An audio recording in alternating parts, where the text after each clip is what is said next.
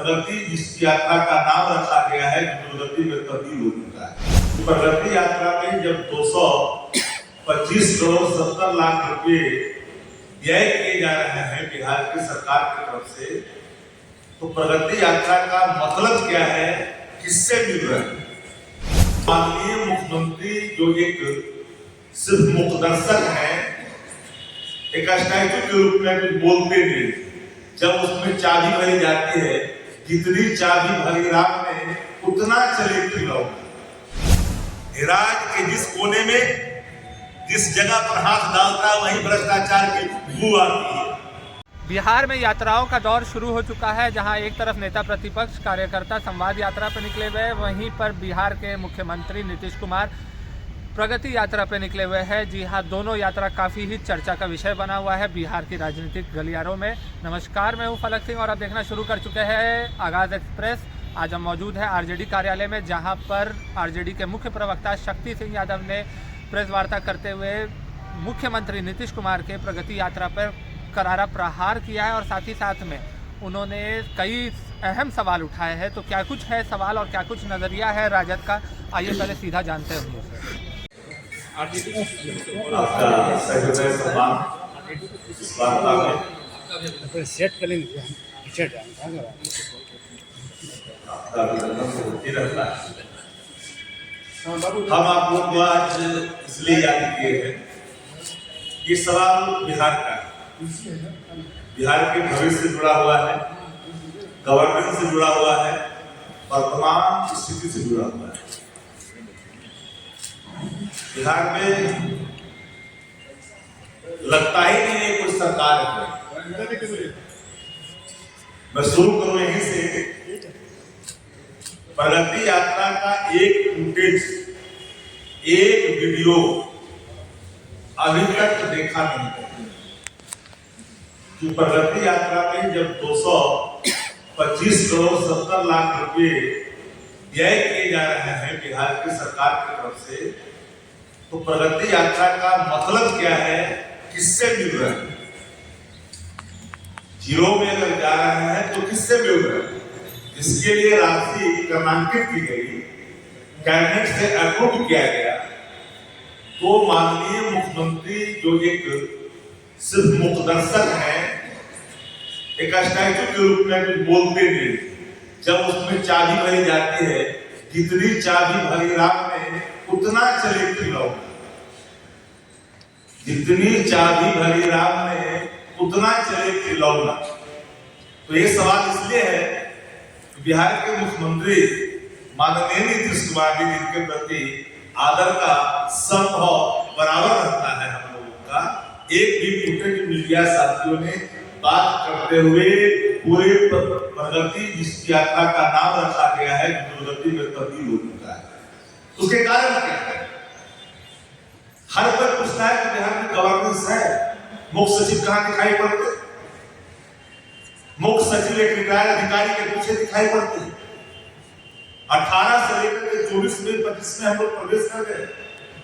वो कितना शक्तिशाली रिटायर्ड अधिकारी है कि पूरे शासन को रिटायर करवा दिया, मुख्यमंत्री को रिटायर करवा दिया, और रिटायर्ड अधिकारी जिसके ऊपर गृह मंत्रालय का पूरे तरह से शिकंजा कसा हुआ है, परिजनों पर शिकंजा कसा हुआ है, हरियाणा से लेकर दिल्ली तक के शिकंजे कसे हुए हैं। अलग थलग की भूमिका भी उसमें खुल करके सामने आया है। ये कौन है जिसके आतंक से, एक रिटायर्ड अधिकारी के आतंक से एक ईमानदार पुलिस ऑफिसर मिस्टर भट्टी साहब बिहार के डीजीपी जैसे पद का प्रत्याग करके निकल गए? ये कोई साधारण बात नहीं है, ये असाधारण चीजें हैं आपके सामने। एक सवाल है, मैं तो सीधे तौर पर कहता हूं आप सभी साथियों को कि माननीय मुख्यमंत्री जी के मुख्यमंत्री बनने के बाद से लेकर अब तक जो एक अन्य मार्ग में चपरासी तो लगातार कहा जाते हैं, लगातार कहा जाता है, अगर उसकी पड़ताल अगर कस के कर जाए तो मैं कहता हूं कि बिहार का बजट तैयार हो जाएगा। बिहार का 1 साल का बजट तैयार हो जाएगा।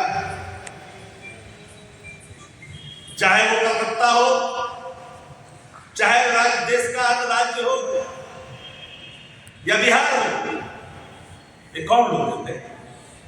एक ऐसी गवर्नेंस व्यवस्था है बिहार के अंदर में जहां के सत्ताधारी दल का एक पार्टनर खुद इस बात को कबूलता है, स्वीकार करता है, बिन पैसे के बिहार के अंदर में कोई काम नहीं। जो सरकार के कैबिनेट के बाद के मेंबर है, कैबिनेट वो ये सवाल खड़ा करते हैं। अब बताइए कि अधिकारियों ने जिस तरह से रिटायर्ड अधिकारी अपने जूते के नोक पर पूरे पुलिस प्रशासन को, डीजीपी आए बेचारे, इनकी भी हालत बस से बदतर होते जा रही है। ये डीजीपी बिहार में आए हैं, उनकी भी हालत क्या है? बस से बदतर होते जा रहा है, उनका भी कुछ नहीं हो रहा है। गवर्नेंस शासन का खनक अपराधियों पर दिखना चाहिए, वो नहीं दिखता। शासन सिर्फ पॉलिटिकल वेंडेटा का इस्तेमाल करके विपक्ष के लोगों को सिर्फ टारगेट करती है, लेकिन अपने लोग जो उनके लिए काम करते हैं शासन के लिए, उनके लिए तो नियम बदल दिए जाते हैं, न्यायिक निर्णय भी प्रभावित हो जाते हैं।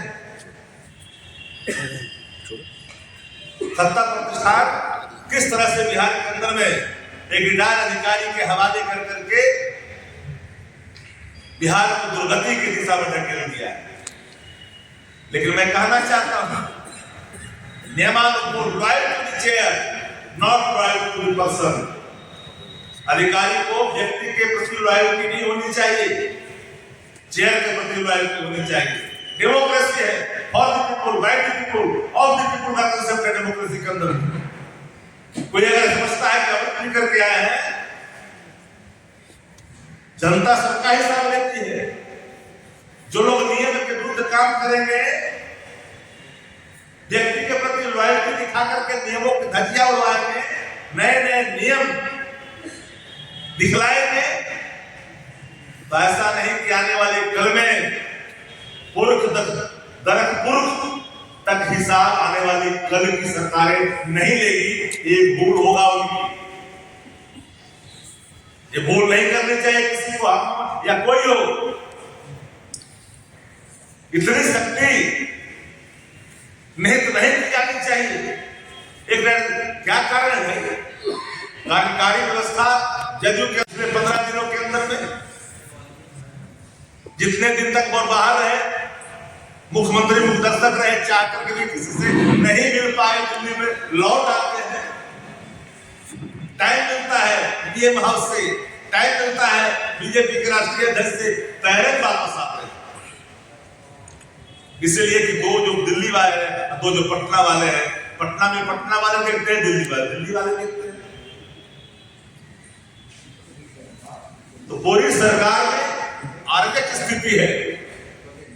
मुख्य सचिव बौना हो चुके हैं। जो भी मुख्य सचिव बिहार के अंदर 18 के बाद, वो हर मुख्य सचिव एक पोस्ट ऑफिस बंद करके रह गया है, हर डीजीपी एक पोस्ट ऑफिस बंद करके रह गया है। डीजीपी की भूमिका देखते हैं। बिहार के जिलों में पदस्थापन की प्रक्रिया, प्रतिदिन यहाँ ट्रांसफर पोस्टिंग उद्योग चल रहा है, प्रतिदिन ट्रांसफर पोस्टिंग उद्योग चल रहा है, चाहे जनवरी हो या फरवरी, चाहे हो सलारी, ट्रांसफर पोस्टिंग उद्योग धनाधन काम कर रहा है बिहार के अंदर में। ये बात भी अचिंता का प्रतीक है शासन। हम बार बार कहते हैं कि ऐसा नहीं कि कोई भी बिहार के अंदर मुख्यमंत्री हुए, अच्छा काम किए, उनकी हम मांग नहीं रखते हैं। आजादी के बाद बहुत से मुख्यमंत्री बिहार के अंदर हुए, सबने बिहार को बढ़ाने के लिए कुछ न कुछ किया, बट अभी गवर्नमेंट वेरी चीफ मिनिस्टर कहां? हम बार बार कहते हैं आप लोग के सामने कि बंद सब टाइम लेरबाजी नीतीश कुमार, पर आज क्या है? जितनी चाबी भरी राम ने उतना चले खिलौना, ये स्थिति बन गई है।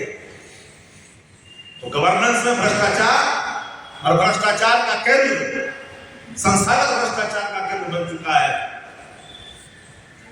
और उस भ्रष्टाचार में कोई और नहीं, कई लोग हैं। कोई अपने बेटा के डर से, कोई अपने बेटी के डर से,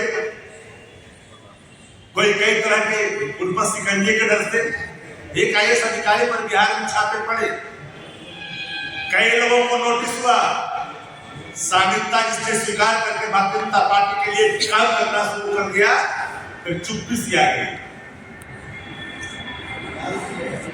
एक अधिकारी दलित परिवार का था, उसके खिलाफ कार्रवाई की गई, लेकिन जो और पदाधिकारी जो भारतीय जनता पार्टी के इशारे पर काम कर रहे हैं, पूरे एक मार्ग को चारों तरफ से घेर रखा है और पूरी शासन को अपने कब्जे में ले लिया है। ऐसे लोग जाकर के स्वाधीनता प्राप्त कर लिए। इसलिए गवर्नेंस के नाम पर बिहार में भ्रष्टाचार के सिवा कुछ नहीं है।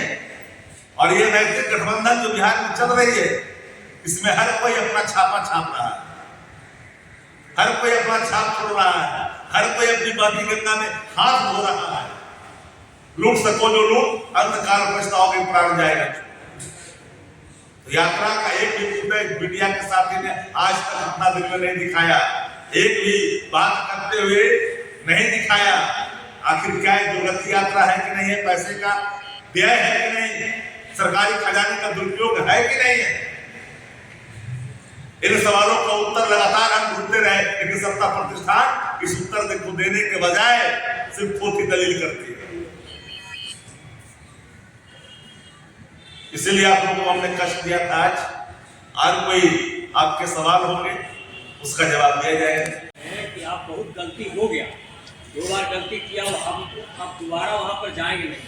वो स्क्रिप्टेड था, वो पहले प्रेस रिलीज जारी हुआ था, उतना तो बार बार बोल ही लेते हैं।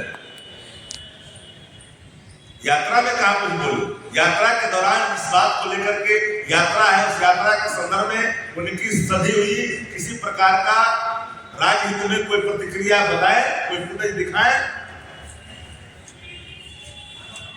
2 अरब 25 करोड़ 70 लाख रुपए का कैबिनेट से जो निर्धारण हुआ है राज्य के खजाने से उस यात्रा के लिए, उस पर मैं जानना चाहता हूं, उस पर बिहार की जनता जानना चाहती है।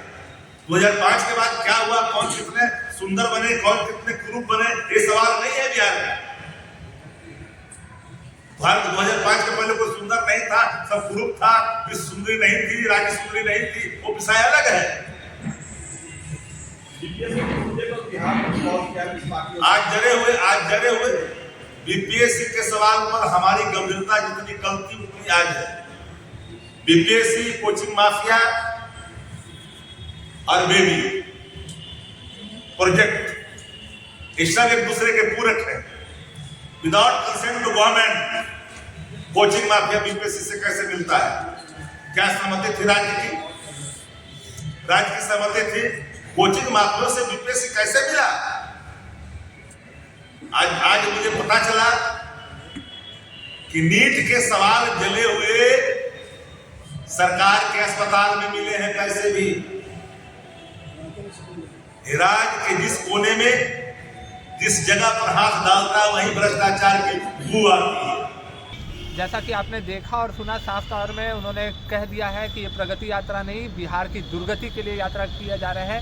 उन्होंने साफ तौर पे ये कहा है कि नीतीश कुमार में जितनी चाबी भरी जाती है उतना ही वो बोलते हैं। कठपुतली बन करके रह चुके हैं नीतीश कुमार भाजपा के हाथों के। और साथ ही साथ में उन्होंने प्रश्न उठाया है कि जो प्रगति कर रहे हैं नीतीश कुमार, प्रगति यात्रा पे निकले हुए हैं, तो बिहार की प्रगति कहाँ हो रही है? मध्यम वर्ग परिवार से लेकर के जो गरीब तबके के परिवार है उनके लिए क्या ही भला हो रहा है। और जहाँ तक नीतीश कुमार के बयान, जो नीतीश कुमार का बयान आया था कि 2005 से पहले महिलाओं को कोई देखता था कि नहीं, ये बयान पर भी तेजस्वी यादव का जो प्रतिक्रिया आई थी, उसके बाद शक्ति सिंह ने एक बार फिर से इसे चर्चा का विषय बना दिया है। और बीपीएससी पर भी उन्होंने अपना और राजद का जो स्टैंड है वो स्पष्ट रूप से रखा है कि राजद हमेशा से अभ्यर्थियों के साथ रही है और इस जंग में, अभ्यर्थियों के जो जंग जारी है उसके साथ खड़ी रहेगी। जुड़े रहे हमारे साथ, देखते रहे आगाज़ एक्सप्रेस। धन्यवाद।